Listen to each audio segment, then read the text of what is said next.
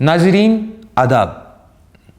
John Elia की यौम पैदाइश पर पेश है उनकी एक मशहूर ज़माना नज़्म शायद।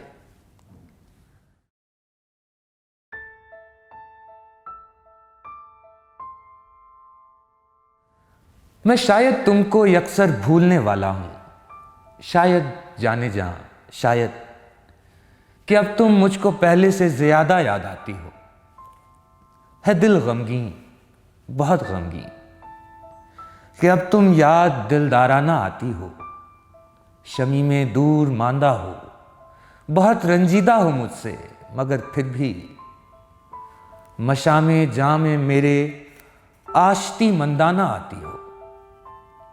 जुदाई में बला का इल्तफाते मेहरमाना है, क़यामत की खबरगिरी है, बेहद नाज बरदारी का आलम है।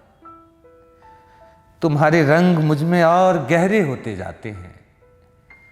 मैं डरता हूं मेरे एहसास के इस ख्वाब का अंजाम क्या होगा। ये मेरे अंदरूने ज़ात के ताराजगर जज्बों के बैरी वक्त की साजिश ना हो कोई।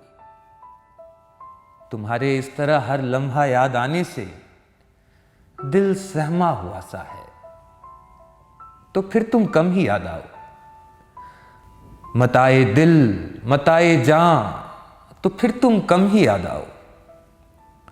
बहुत कुछ बह गया है सैले माहो साल में अब तक, सभी कुछ तो न बह जाए कि मेरे पास रह भी क्या गया है, कुछ तो रह जाए। बहुत शुक्रिया।